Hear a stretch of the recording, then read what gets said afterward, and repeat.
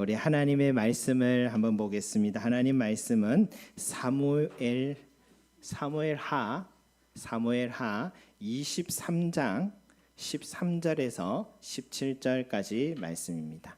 사무엘하 23장 13절에서 17절까지 말씀입니다.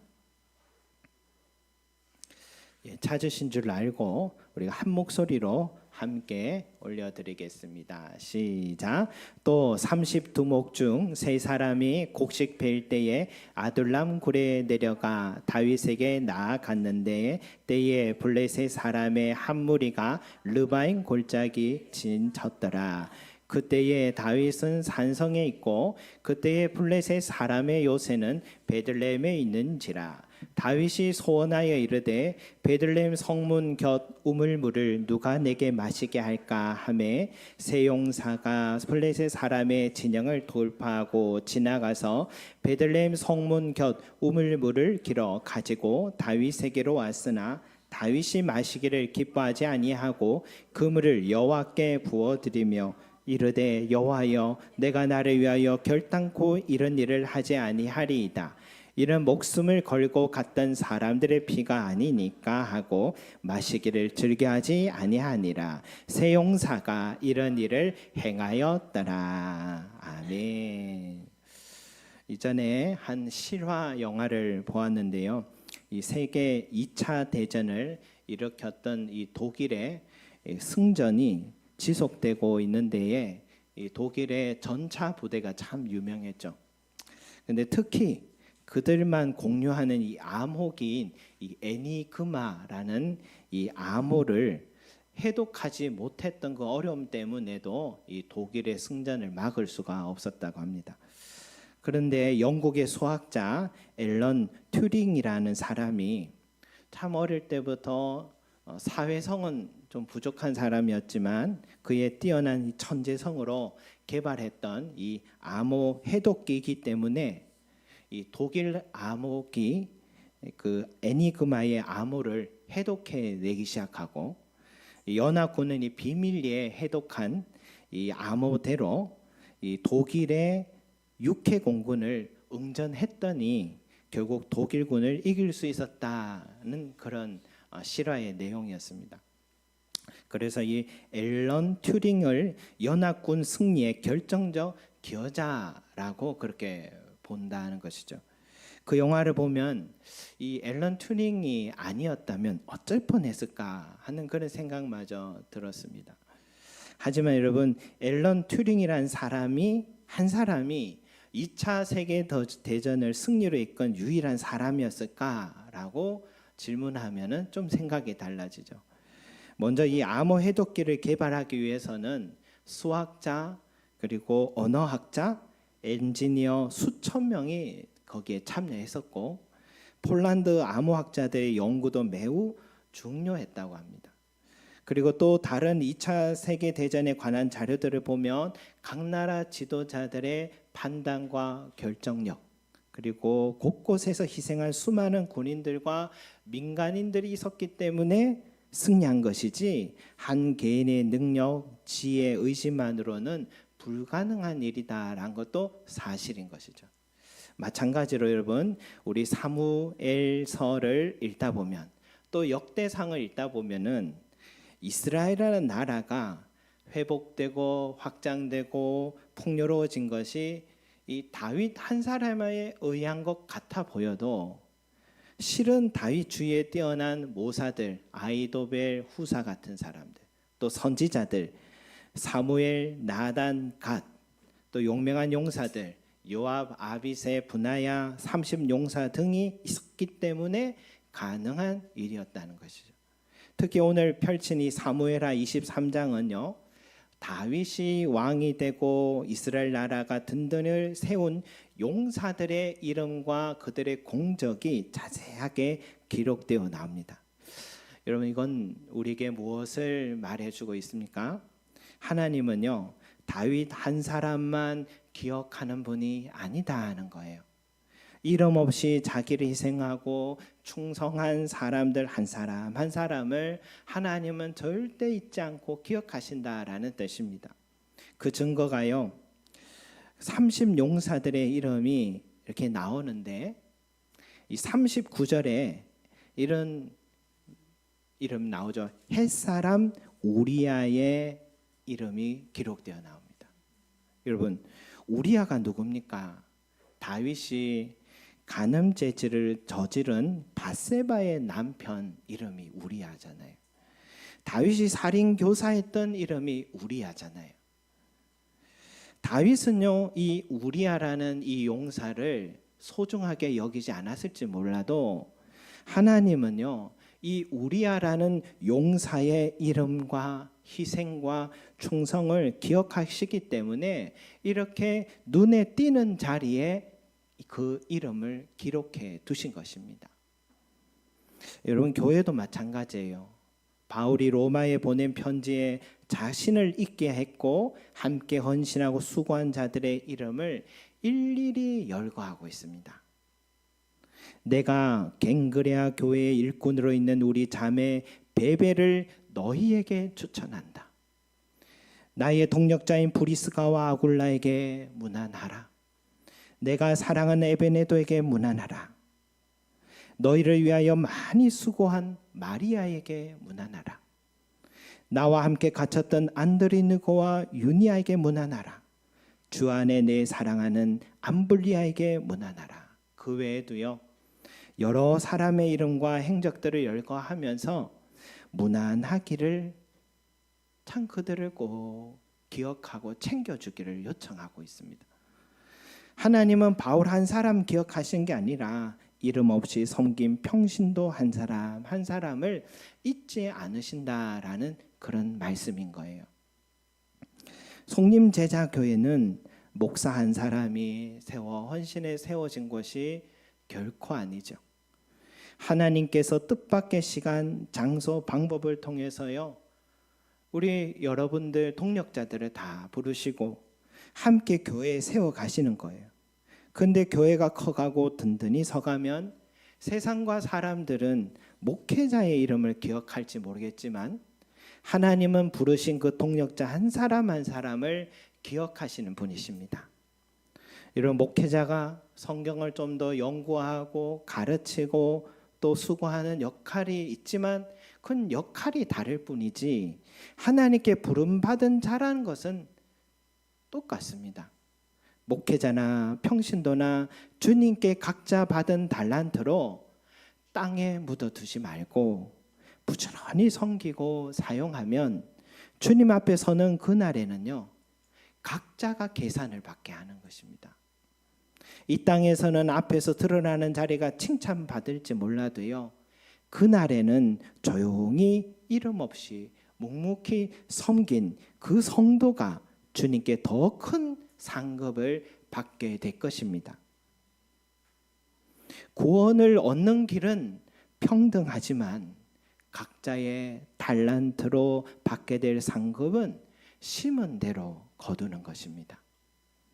이 원리는요, 우리 믿는 사람들이나 믿지 않는 저 세상에서도 같이 적용된다고 저는 생각해요. 왜냐하면 하나님의 일반 은총은요, 온 우주 위에 충만하기 때문이에요. 얼마 전에 저희 장모님이 이렇게 올라오셨는데 그때 이모님도 함께 하셨어요. 두 분이 어린 시절의 이야기를 해주시는데 부모님이요, 옛날엔 다 그랬잖아요. 이 남자 형제들은 공부를 시켜주었는데 이 딸이라고 농사만 짓게 하셔서 배움의 아쉬움을 말씀을 하시더라고요. 근데 저는 그 이야기를 들으면서 이상하다. 많이 배우지는 못해서도 부모를 도와 농사를 지었던 그 딸들이 지금은 복을 받고 잘 사는 이유가 뭘까? 하나님의 공의로우심, 이 일반 은총이 임했기 때문이구나 하는 생각을 하게 됐어요. 예전에는 집집마다 마지들이 헌신을 참 많이 했잖아요. 부모님을 도와야 됐고 동생들을 학업과 취업과 시집 장가까지 다 챙겨보낸다고 고생을 많이 한 마지들이 집집마다 있었는데, 근데 이 동생들은 그 마지들의 수고를 잘 기억을 못하죠. 그래서 섭섭한 마음도 찾아옵니다. 그런데 이 동생을 위해 희생한 맞이들을 가만히 살펴보면 복을 많이 받고 있다는 것을 보게 돼요. 그것은 우리 삶을요 정확하게 들여다보시고 갚아주시는 하나님의 일반 은총의 손길이 있기 때문인 것입니다. 그러니 성도 여러분, 하나님은요 다 아시고 지켜보고 계시고 갚아주시는 분임을 믿으시기 바랍니다. 성경에는 어디서 무엇을 하든지 누구에게 하든지 죽게 하듯 하라 라고 하셨어요. 직장에서도 상사에게, 사업장에서도 직원들에게, 형제들과 친인척들에게 여러분 죽게 하듯 주님을 섬기듯이 그들에게 마음을 다하고 섬기고 베풀면은 사람은 그걸 잊고 기억 못할지 몰라도 하나님은 다 기억하고 갚아주신다는 사실을 믿으시기 바랍니다. 주의 일도 마찬가지예요. 내 물질, 시간, 재능 가지고 헌신하면 사람은 잘 기억 못하고 알지 못해도요 하나님 기억하십니다. 복음을 위해 인내하고요 손해를 볼 때도 있어요. 내가 이렇게까지 참아야 되나 막 마음이 힘들 때가 있어요. 그렇지만 그것조차도 하나님은 결단코 잊지 않으시는 분이십니다.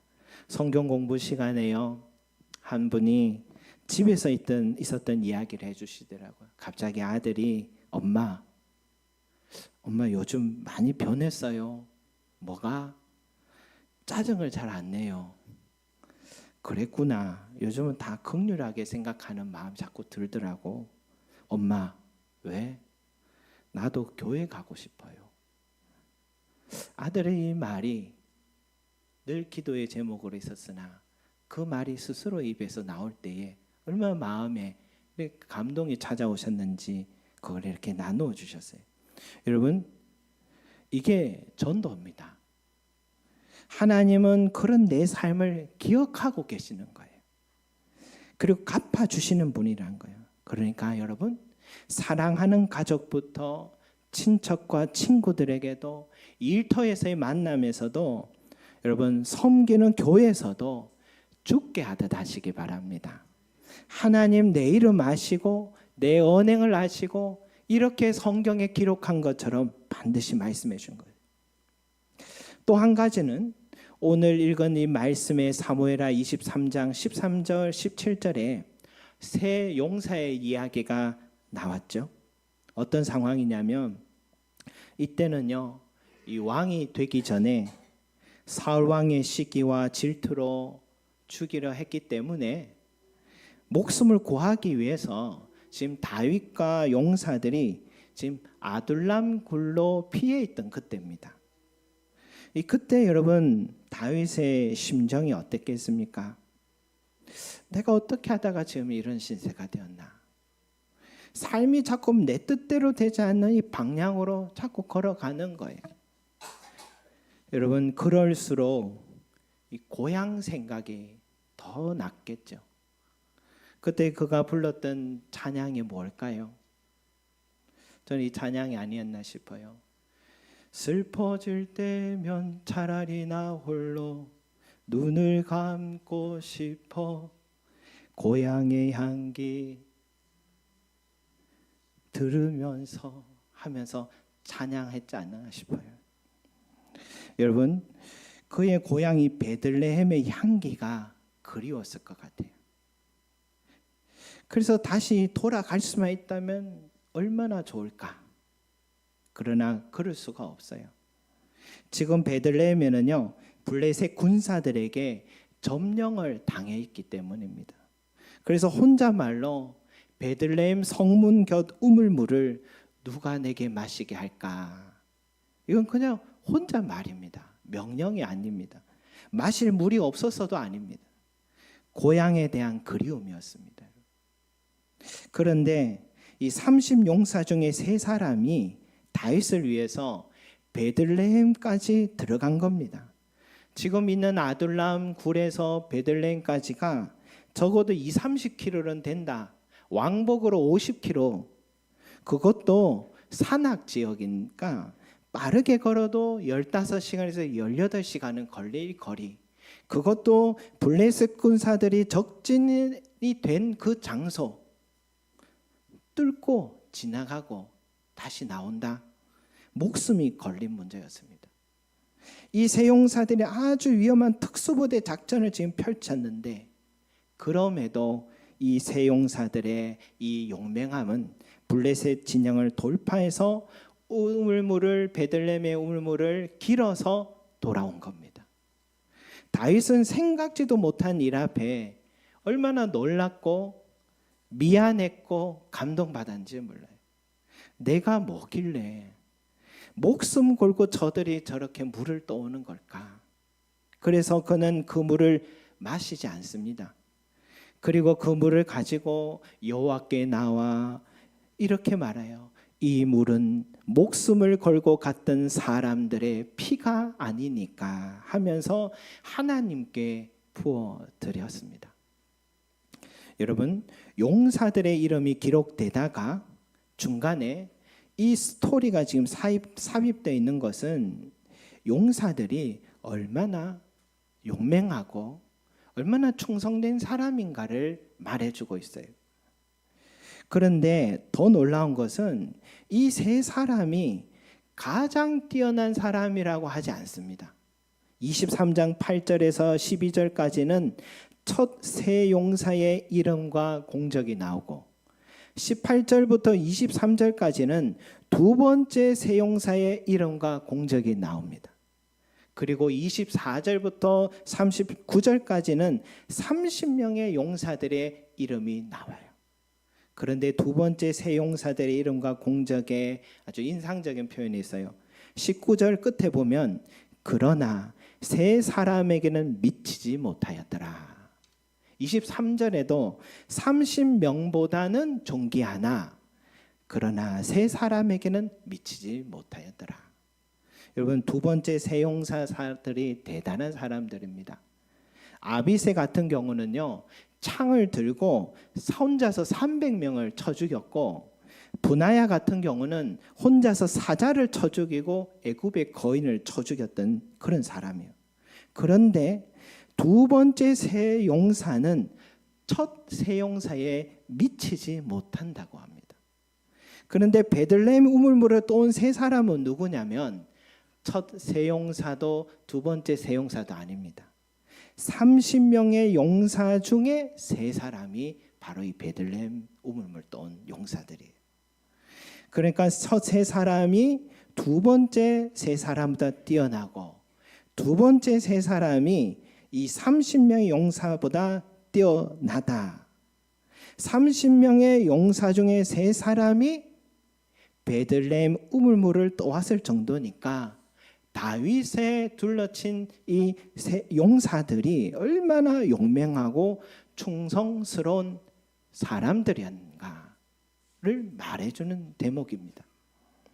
여러분, 이것은 우리에게 무엇을 말하고 있는 걸까요? 성경은요, 우리 그리스도인들이 단정하고 평안하고 안락하게 살아가는 자라고 표현하지 않는 겁니다. 평화로운 환경에서 예배드리고 참 점잖은 사람들을 만나서 신앙생활하고 교제 나누는 그런 생활을 우리는 다 꿈꾸지만 예수님의 날마다 내 삶을 도와주셔서 늘 좋은 일 있고 형통한 삶을 꿈꾸지만 성경은 우리 신분을 군사라, 병사라라고 표현하고 있어요. 한번 말씀 앞에 한번 보겠습니다. 우리 한번 읽어보겠습니다. 시작. 하나님의 전신 갑주를 입으라. 또요. 너는 그리스도 예수의 좋은 병사로 나와 함께 고난을 받으라. 아멘. 여러분, 성경은요, 하나님이 우리를 군사로 부르셨다라고 말씀합니다. 즉 우리의 신분은 군사입니다. 군사. 하나님의 용사입니다. 나는 하나님의 자녀다라는 신분은 참 환영하고 받아들이겠는데 내 신분이 군사다.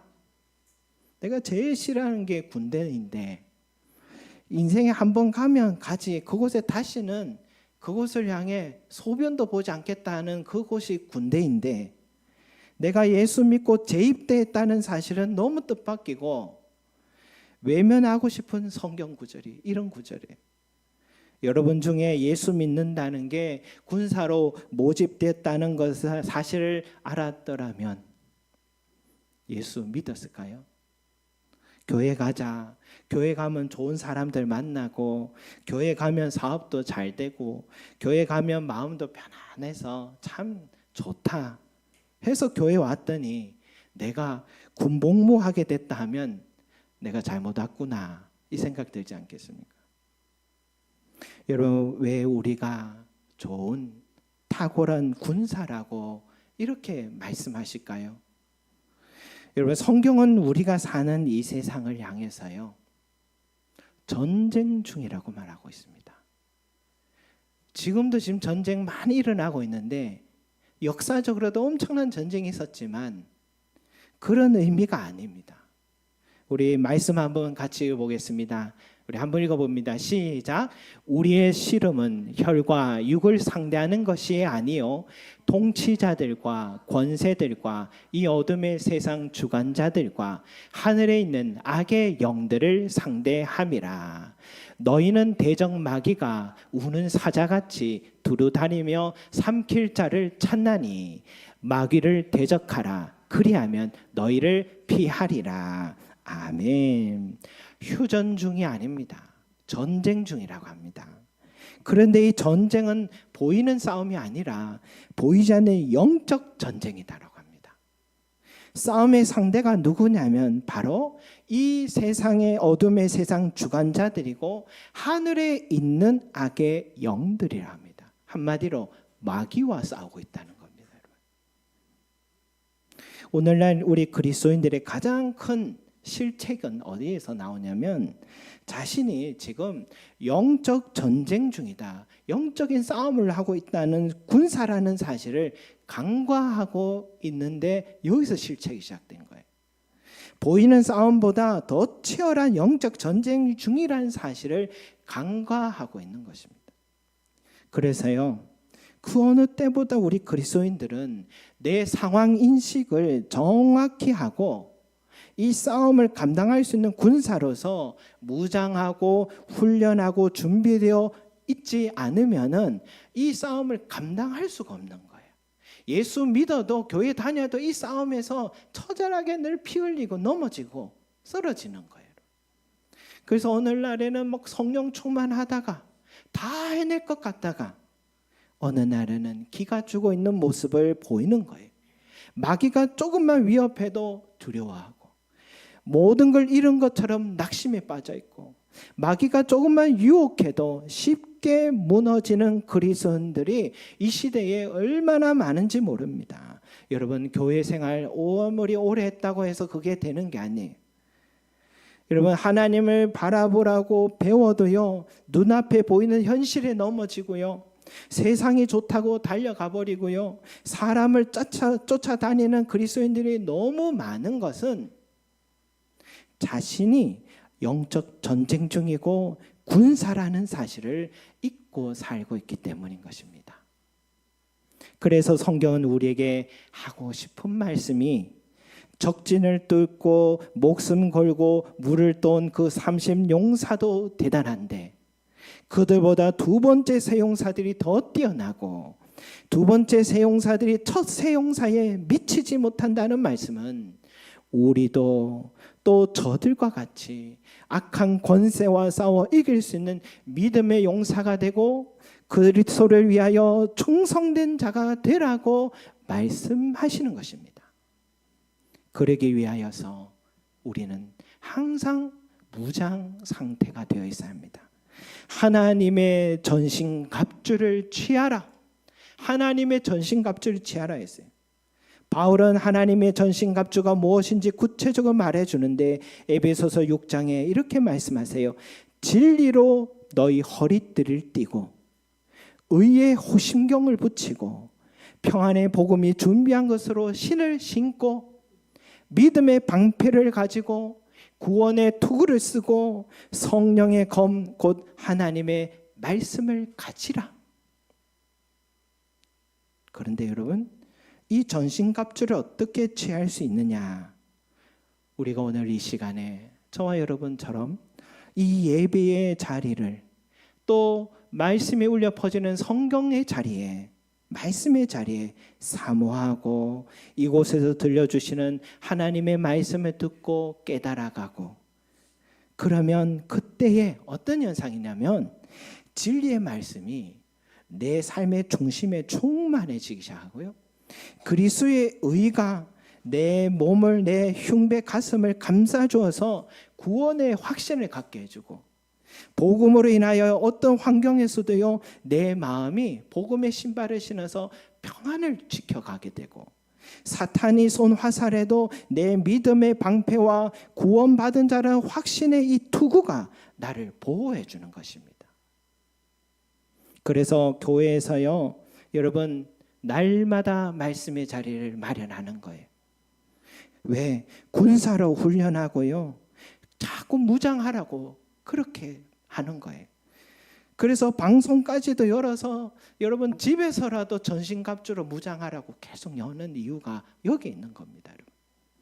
그런데 바울은 전신갑주가 무엇인지 구체적으로 설명한 후에는 이렇게 말합니다. 한번 말씀 한번 보겠습니다. 같이 읽어봅니다. 시작.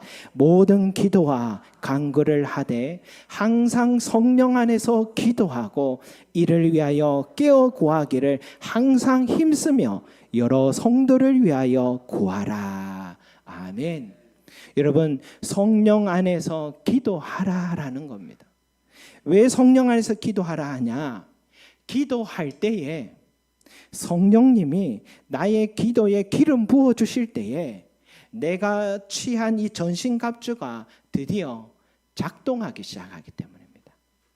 이 전신갑주가 제 역할을 하기 시작하는 겁니다. 그래서 성도 여러분, 기도해야겠습니까? 안 해야겠습니까? 해야겠죠, 여러분. 주님이 얼마나 답답하면 제자들에게 한시도 나와 같이 기도할 수 없더냐, 기도 이외에는 이런 요구가 나갈 수 없도다 말씀하신 거예요. 기도를 안 하니까 제자들이 절제가 안 돼서 흥분해서 칼을 빼들고, 기도 안 하니까 정말 정작 있어야 될지 잊지 않고 다 도망가 버렸던 그 제자들의 모습을 말씀하는 거예요. 여러분, 기도하시기 바랍니다. 우리가 아무리 많은 성경 말씀을 듣고 배워도요, 내 마음에 진리의 말씀으로 가득해 있어도 기도하지 않으면 아무런 역사가 일어나지 않습니다. 우리가 기도할 때에 나를 무장한 전신갑주가 작동하기 시작하고 악의 공격에 방어할 수 있는 믿음의 방패를 가지게 되고 구원의 투구로 지켜갈 수 있게 될 뿐만 아니라, 우리가 기도할 때 말씀의 이 성령의 금을 들고 이제는 악한 자를 향하여, 마귀를 향해서 공격하고 찌르고 이길 수 있는 능력을 얻게 되는 것입니다. 그리고 여러분, 성령 안에서 기도하라고 한 후에 오늘 말씀에 또 이런 말씀도 있죠. 여러 성도를 위하여 기도하라 라고 했어요. 여러분, 여러 성도를 위해서 기도한 것은 성령이 기뻐하시는 일입니다. 나는 무장되고 지금 잘 싸워 이기고 있는데, 지금 나의 함께한 이 동료가, 이 군인은 지금 패하고 있다면 그 전쟁은 이기는 전쟁이 아닙니다. 우리의 싸움이에요. 그리스도를 위한 싸움입니다. 함께 싸우고 함께 이길 때 그게 전쟁의 승리가 되는 거예요. 우리 교회 형제 자매들 가운데요, 믿음이 약해 넘어져 있고 보이지 않는 성도들이 있지 않나요? 고난과 시련이 찾아와서 믿음이 약해져서 지금 주춤하고 있는 성도가 있지 않습니까? 아직도 내 안에 있는 남겨진 쓴뿌리가 해결되지 않아서 하나님 말씀의 씨앗이 떨어져도 뿌리를 내리지 못해서 그 삶이 허덕이고 있는 자들 있지 않습니까? 여러분, 우리는 그들을 위해서 기도해 줘야 될 사명이 있음을 믿으시기 바랍니다. 그들을 일으키고 계속해서 이 싸움을 위해서 함께 전진해 나가자고 기도로 도울 때에 성령님은 우리의 싸움을 승리케 해주시는 것입니다. 우리 성림 제자교회 모든 성도들은 오늘 이 말씀의 용사들과 같이 좋은 군사가 되기를 소망합니다.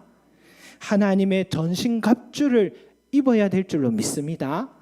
그리고 성령 안에서 기도하여서 이 전신갑주가 제대로 방어하고 공격하고 작동할 수 있도록 여러분 항상 성령 안에서 기도하는, 그리고 나만 싸우는 게 아니라 함께 싸우는 싸움임을 알고 성도들 위해 기도하는, 그래서 승리하는 우리 교회 저와 여러분 되시기를 소망합니다. 기도드리겠습니다. 사랑과 은혜가 풍성하신 우리 아버지 하나님, 우리는 예수 믿고 하나님의 자녀가 되었다고, 이제는 안전하다고 평안하다고 이 세상을 참 평안하게 걸었던 우리의 모습이었습니다. 그런데 예수 믿었고 하나님의 자녀가 됐는데 자꾸만 우리의 마음은 약해지고 넘어지는 이유가, 우리가 간과하고 있었던 것은 그리스도의 군사라는 사실이요, 영적 전쟁 속에 있다는 사실을 잊고 있었기 때문인 줄로 알게 되었습니다.